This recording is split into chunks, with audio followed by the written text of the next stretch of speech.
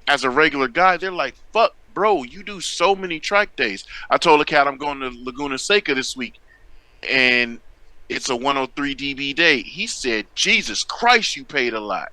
Because he knows how much that track day costs. But I can do what I can do. I can do enough. But imagine if I could do more than enough, right? The type of lifestyle that you get to live. That's where it's like, when I look at people that are doing it, man, you look like you're having fun. I don't get mad at nothing because I got what I got. I wrench on what I wrench on. I can spend enough money as I can to just make everything happen. But man, if you had T-Pain money and T-Pain time where he can do enough of his work, enough of his business that this side mission doesn't interrupt shit, bro, it's just like an illustrious lifestyle, man.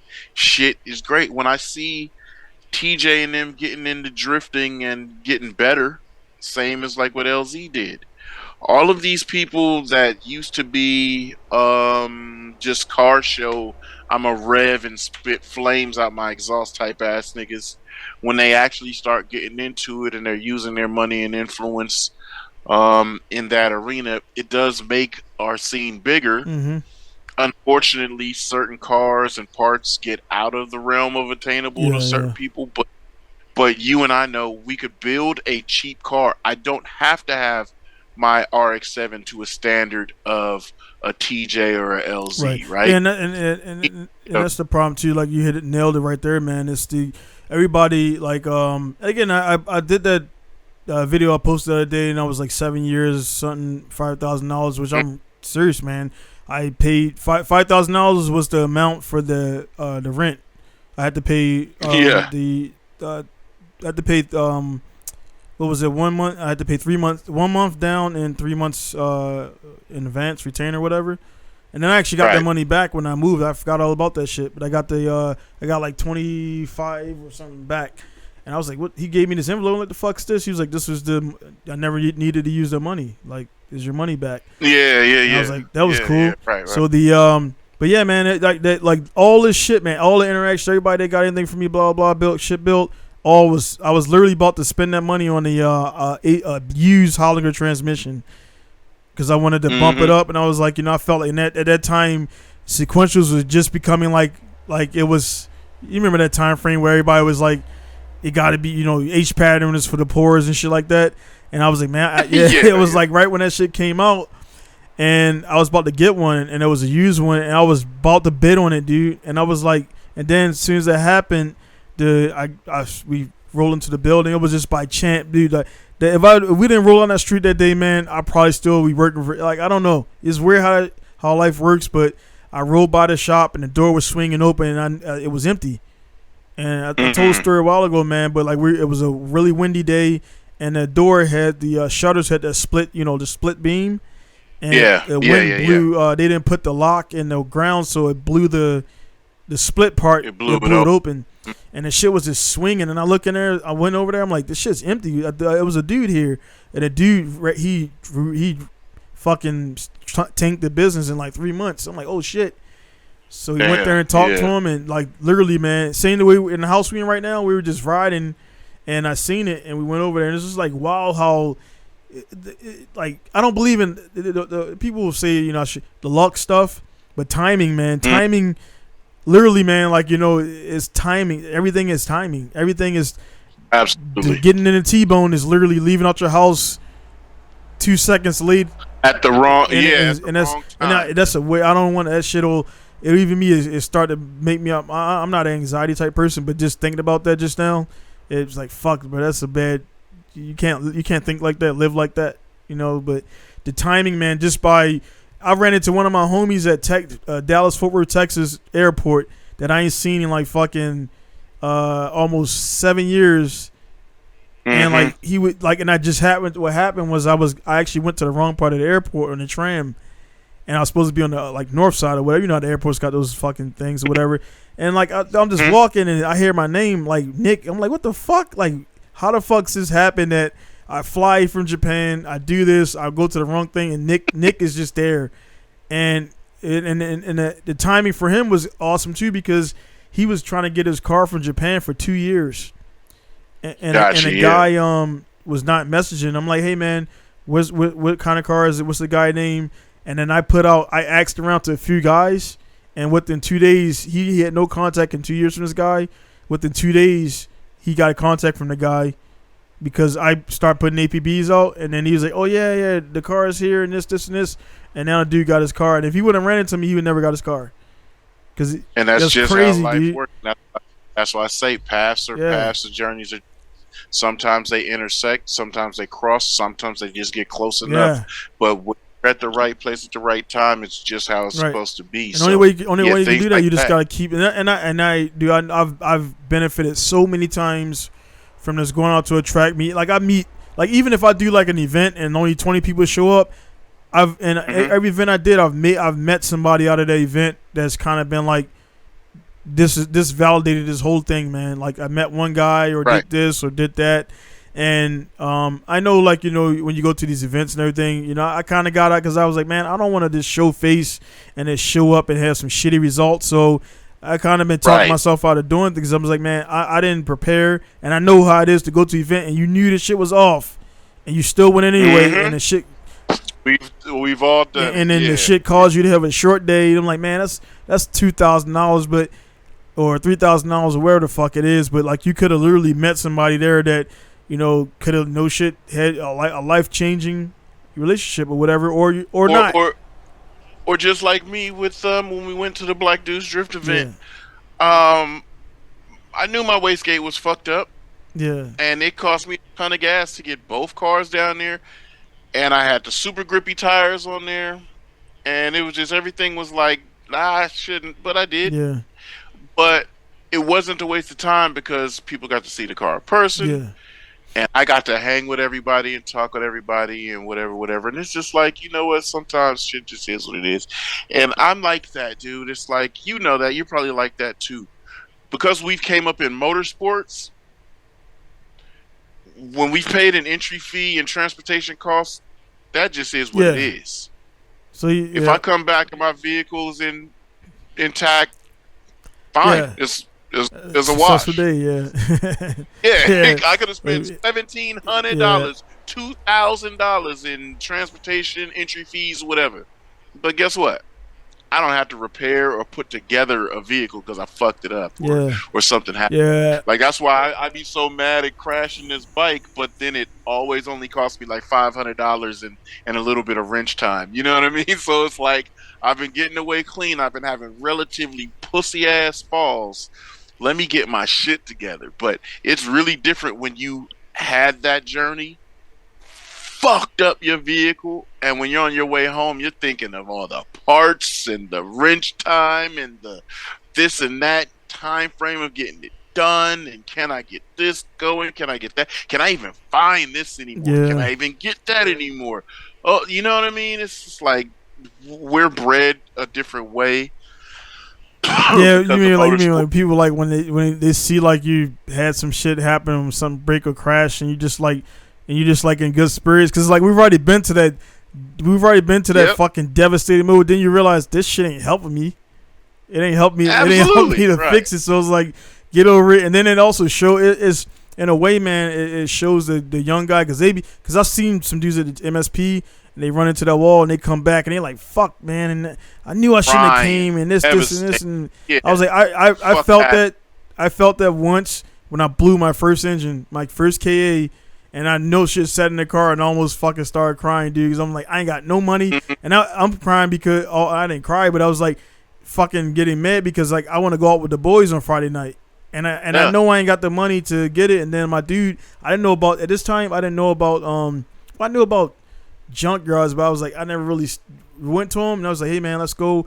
And then we went there, didn't have any. And then that's when forums were start. Yeah. It was like 2002, 2003. And I bought, dude, I blew 5Ks a year, and I paid a total of $500 for all 5 of them. And so I learned how not to blow them and shit. But I got one from, because everybody was doing SR20s. So it was prime time. I was getting Ks for like $200, $100. Absolutely. And now they went up in price because everybody know they work. They work, and you change the pistons and like the technology again. They ain't blowing up like because we know you can limit that shit. You should limit that shit at 6,800 RPMs. The stock valve train. If you got the BC or the K or Kelford or whatever the fuck, now you can get up to that 7,000 shit. You don't float your valves and shit like that. So like the technology is just made it's a 2.4 liter 4-cylinder with a turbo.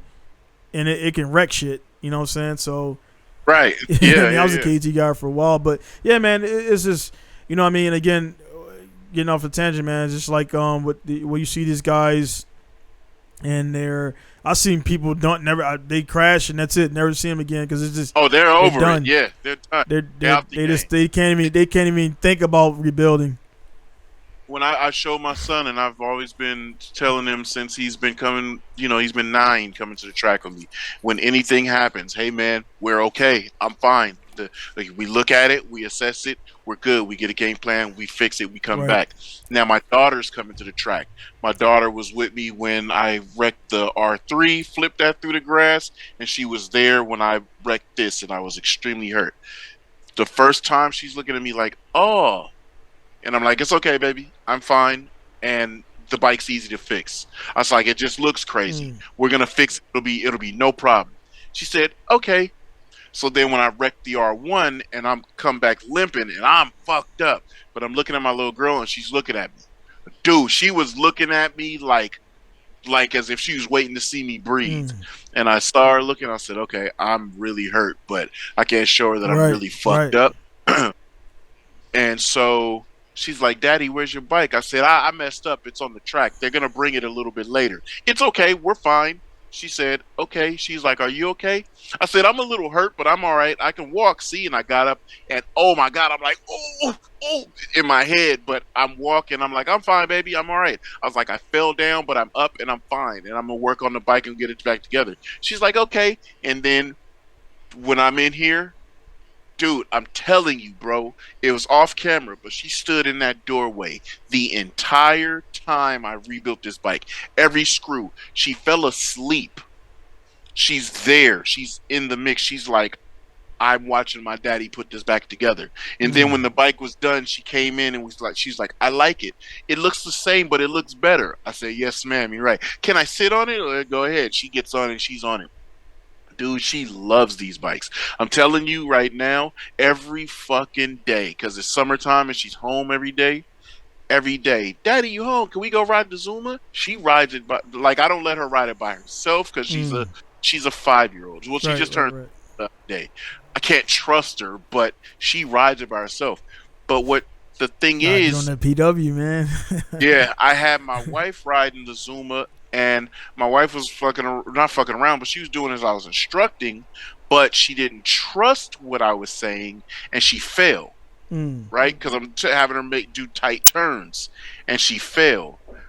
But I look at my daughter, because my wife's, a belly aching, and I look at my daughter, and my daughter says, Mommy, you fell because you didn't listen to Daddy, and if you listen to Daddy and do what he tells you, you're going to be okay. You won't fall. It's just like me. Look at me. I can ride the Zuma no problem, and I won't fall because I listened to my daddy. And I looked at her. I said, damn, that's crazy. Somebody's son. They're not going to be able to show her. They're going to have to be exceptional. They're going to have to show her way more than they think to impress her, but she's also going to have the opportunity to make that decision to be like, all right, I'm going to fuck with this dude and I'm going to act impressed for these types of things. Because as a little girl, she gets to see she's not going to be like the regular little girl. She fall crying, ow, I got a boo-boo. If it really hurts, then she's going to be like, oh, shit, I'm hurt. She was walking around here in the garage, and she's like, I want to ride the Zuma. I was like, all right. She ran into the bike stand. Wow! And I looked at her. I was like, oh, I know that shit hurt. It hit her shin. And she's sitting there grinning. And then I say, you want to ride the Zuma? She's like, And I said, yeah, but how that shin feel, though, right? She said, oh, it hurts. I said, all right, yeah, I know. And then I I say, do you want to ride the Zuma more? Or does it hurt more? She said, oh, no, this really hurts. I say, okay, I know. All right, let's go jump on the Zuma. I just sent you this. She's riding it. Oh, dude, bro, she be out here going like 40, bro. She pins it. But I taught her, I was like, you lean into your corner, you do this and that, and when I tell you, okay, release, you release the throttle. And I can trust her that she does that, and we're fine. But it's just like, I'm kind of getting her to the point that she understands playing with these two-wheel things, you're going to fall. Yeah. But please just, fall in the safest way. And if you really like it, don't let that be, like you say, we seen cats run into a wall. They didn't spit hella bread, all they little 16, 18-year-old money, right? And built a car, run that shit into a wall, they out the game, garage sale, everything must go, and they go be a real estate investor, so a real estate agent or some shit. You know what I'm saying? They get out the game.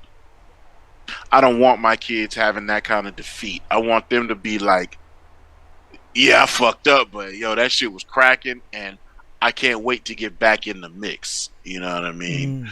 There's more drive. You got to love it for loving it. You can't be intimidated or scared by any of the bad times, because, bro, we know as just regular adults, when it's good, it's great. When shit go bad, I got to handle this and figure this shit out. Yeah. And when I get back up, I'm back out there. You know what I mean? 100%. It's a good, and that's why I was just telling my wife the other day, because we got the bikes, and she was like, did she see these? But she see the DRZ 50s next to the PW 50s, and it's like they just the PW 50s, they cool. Little thing, yeah. But then it's getting bigger. It's still a 50cc, but it's getting bigger. It's more shinier and everything, man. Like they're brand new and stuff like that. And I'm like, yeah, man, it's level up. Like as they show interest and do well, and they were right. They were playing with those PWs like toys, dude. Like they were like, I was like, all right, they're ready. Because once I seen that, and now it's weird because now they on the DRZ, and it's kind of like they're cautious, and it's a lot more power. Even though it delivers it 4-stroke, a lot more torque. So they learn how to shift. So like that's another thing, and they keep. So now So now he's the one. He's like, no, he shifts. So now he's like pressing it too much. I'm like, nah, dude, you don't got. He's like constantly kicking the shifter. I'm like, nah, dude, this, put it in there. And then later on, I'll show him how to neutral drop it and hold it up in neutral and let it go and stuff like that. And when they start learning how to launch, but yeah, man, getting them on those, and then I'm gonna go ahead and I'll buy them the 80. I'll get the 65s and just have those on standby. That way, I ain't gotta scramble when they're ready for it. I'll just have the 65s. Have them sitting there to the side, so they'll go back to. So now I'm kind of like, because I'm like, I'm like, I don't got to mix fuel no more. I just dump straight fuel, like high octane in there. So I'm happy about that. But then they're gonna be back on 2 strokes with the 65s, and then I got an EV bike. I got a KX250 F. Then I bought I got that for $100 full bike. And I got a YZ 250F. I got for $200, and both got broken engines, but they're the only thing wrong with the bike is the engine. So 250F, I'm gonna rebuild the YZ, and that's like a 2010 or something like that. And then the KX 250, there's like no parts, so I got an EV. I got a engine and the electric engine. I wait for the battery. And so that one's 72 volts, so it's equivalent to like a really powerful 250F. There you go. So I'm gonna throw that in there, and that is gonna be that's gonna start. I'm pretty much gonna sell it and start the trend of like, because taking the engines and putting them on because those China bikes everybody's buying, they're cool, but the frames are not like, Yeah. You know what I'm saying? Yeah. Stimmy bikes, yeah. So like but a KX and a YZ, like they're proven frames. That shit ain't gonna fall apart in the air. So hey, man, combine the new shit with the old shit, and I can pretty much. For me, that's just a lucrative thing. I can build them, flip them, do the work for you, and just keep doing that and everything. So, but yeah, man, that's what I got on, man. I got shit is like 12 here. No, I won't hold you too much, so. Yeah. My family right now. Yeah, we're at 2 hours, man. So this is a short one for us. But But and it's still daytime out there. So right, it's still sun just went behind the horizon, so it's still light higher. So yeah, it's what 9 now. Almost is that 9. your lights? That's not your lights, girl. Is that the I can't tell if it's the LED lights or the outside. Like above, but if you can see through the window, window's right, like it's getting like it's dark, a little darker. Light. Yeah, it's a little darker, but it's still light. I can still go outside and do a few things. Throw this truck together, got myself organized now. I've got all of. So now my back end of my truck there because my wife is.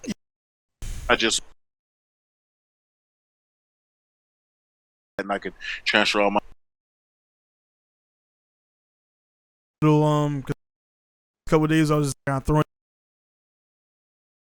here and in the. That's how I got it. Yeah. They got James, man. I'm good on stuff.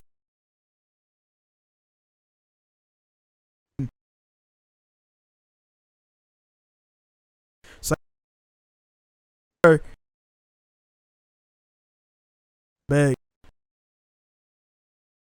is not cheap. This shit ain't cheap. So the gear, he gave me some Fox chest protectors, the Elite neck braces. I'm like, dude, this is money. Yeah, and I was like, and then last week, his son, who's still rise, they're good, but they're like kind of like, they got kids and girlfriends now, and kind of really. They still ride it every once in a while, but he got a Jeep Wrangler and he needed to do his oil pan. And I was like, y'all, where y'all gonna do that at? He was like, outside. I was like, nah. I was like, dude, come to my shop, bro. I got a fucking 4-post. And I'm like, man, he was like, but I didn't want to borrow. Like, dude, you've taught me how to ride the bikes. I pass it on to my sons. You give me gear. Like, dude, like you're in a different, come on, bro. So he came over, and then sure enough, as he was doing it, it just started pouring. I'm like, dude, you guys would have been outside on the ground, scrambling around. Like, dude, you're good, bro. Like and he was like, we were in there just talking and had the races in the background, and he was just like, I looked over, man, and he was like, bonding with his son and showing him stuff, and he's helped me with my guys, and now I was able to give him his son never drove onto a lift and. Stuff like that, man. So it was like, he was like, I can really drive one. I'm like, yeah, man, just just hit the brakes, don't run into my alignment machine. Right. And, I was like, just creep it on there, just like you pulled it on there. So he never pulled the car up on a lift before, and so I be able to give his son some first time experience and stuff like that. But yeah, man, it's that, and again, man, guys listening and watching, it's like, man, how can you be so hardcore to this? People like, man, it's you earn your. In everybody's life, man. Again, right here at this podcast with Lexis, man, I hit him up this morning. Just this morning, I was like, hey, man, could we get one in? And I would have been like, hey, man, tomorrow, next day, whatever. I would have waited. But, you earn you earn people's time, man. And you don't, you can't just come into somebody's life and expect to be getting like homeboy hookups when we ain't even fucking acquaintance. Like, how can I, you know what I'm saying? Hey, man, so how much can without those wheels I posted, man, dude. You should have seen how many fucking emails I got out of order. Like when I posted, I'm looking for drivers, and I said, send me a PDF, radio silence. When I told them how to send me a proper proposal. You got. Yeah, for the wheels, I posted up. I was like, hey man, I'm looking for 2024. You got a program or whatever, this and this, and dudes hit me up out of. Hey, they just send me this long ass fucking like words. I'm like, hey man, that's not a proposal. You need to. I sent them a link. This is how our proposal looks. You need to put all the stuff there. Make me a deck. I got 6 emails in that first hour. All guys looking for some fuck. I'm like, I ain't playing that Mishimoto discount bullshit. Like, you know what I'm saying? And I would say it's not bullshit, but it's like, I'm not doing that game. Like, you're not gonna. And then people hit me up. Hey man, so what could we do? I'm like, we can't do nothing. You can buy it straight up. Like, what's up? Like, so people just like got this. I'm like, you would not hit up. you will not hit up Advan like that. You won't hit up work like that because you're gonna hit them up properly, and you're not gonna hit them up at all because you're just not going to. So like that whole shit where people like they just feel like they rate some shit they don't rate. I'm like, man, y'all tripping, dude. And I hit him up like, hey man, so one guy was like, hey man, so let me know when it's this, and I'm like, you'll follow my page and you'll see when I post. I'm not gonna hit you up personally. Like all these dudes do shit and they try to, like I said before, man, they try to minimize what you've done and bring you down to like their level.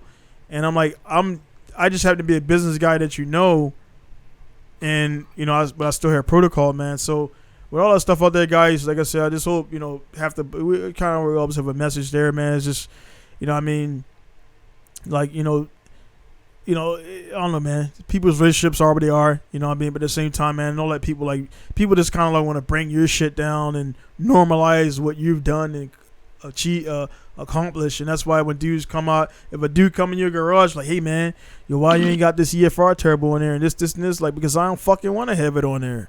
Yeah. You know what I'm saying? Like, because why the fuck are you when you're asking me, that's like you're pretty much saying you disapprove of something I'm doing or whatever without saying it.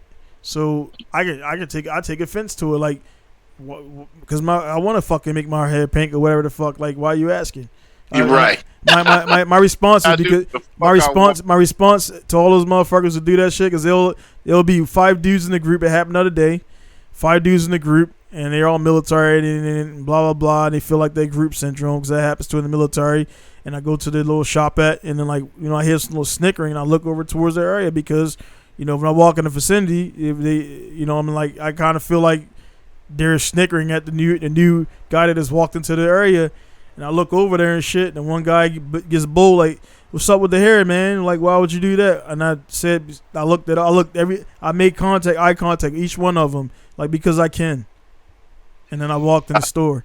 I tell them, because pussy's pink and I crush it. Yeah. What you gonna do? Yeah. So it's like, because I can. And then there's like, there's no response. It's like, people are not used to like and I'm like, and then I told another guy, and he was cool about it. He was hey man, what's up? It's cool hair and everything. I was like, man, the reason why I do this is for the simple fact that you talking to me, because if I was just walking around normal Joe, there would be nothing to talk about. That was engaging, me being a different, different looking or different whatever. It's like you separate yourself a little bit and look different, man. It's like just like these actually. You could tell them like this. Yeah. If my hair bald and I had a black hoodie on, and I'm just a big buff ass black intimidating looking motherfucker, you wouldn't talk. We want to see shit. I'm still the same person, but I got a pink mohawk and a pink T-shirt on. It's a little bit more. Right. What up with dude? Let me talk to him. And not knowing that I still gonna beat your ass. You don't even know I train. Like, I don't even get into that and shit. It's like, yeah, I do train. So it's like, but then like, I mean, just like you, man, we talked about before. It's like, you're in Cali. Like, why you got a beanie on, dude? What are we doing? What are we doing here, man? Like, it's hot as fuck and it's all black. Right. And that's the thing. It's like, see, and now you talking to me. Me being in the Bay, that's exactly it. Yeah. So fools, instead of like, see, me being in the Bay, it's really not too much gang politics and culture here. But see, if I was in LA and I'm wearing a San Francisco hat or something, that means something down there. If I'm wearing the Astros hat, that means something. If I'm wearing, you know what I mean? So I just got on a black beanie or whatever beanie. Nigga, it ain't got nothing on it. I told you that one time I went to JTP's motherfucking shop and I had on something that I had a red St. Louis Cardinals hat on. And I was just off work, black Dickies, black T-shirt, and I had a black jacket on, and I had some black and red Jordans on, and I had a black St. Louis Cardinals, or a red St. Louis Cardinals hat on. And I was right off of Normandy. Nigga, I'm in the fucking hood. Didn't even trip because I came up from the Bay. After that, I was like, you know what? I ain't wearing none of these. I got hats all over. A hat sitting right here. I got hats hung up all over the place. I don't wear the hats no more. Pure beanies. Now, all I get is, yeah, cuz it's 103. Why you got on a beanie? Oh, man, you know what I'm saying? It's hot, but I'm cool. I'm cool as a polar bear's toenails, man. And it's more engaging. It's not like... in the background the whole time. They just like...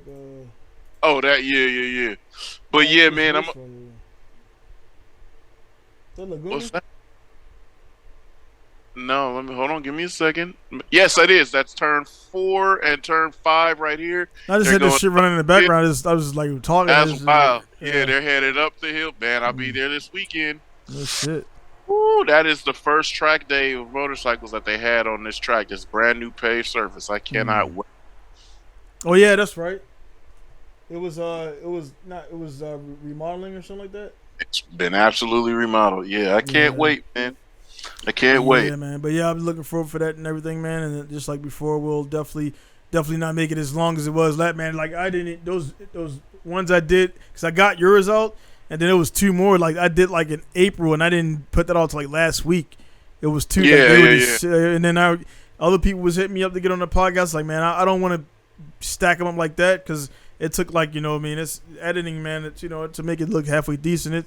It was about an hour, and So, but yeah, man. So I'm get this out and everything, and get it up and everything, and yeah, man. Hot as shit. It's actually hot as fuck here, but it's like 2 weeks here, and then it goes back down. So I'm just getting everything set up, and man, yeah, man. Everything. We're our second or third weekend of the hot shit.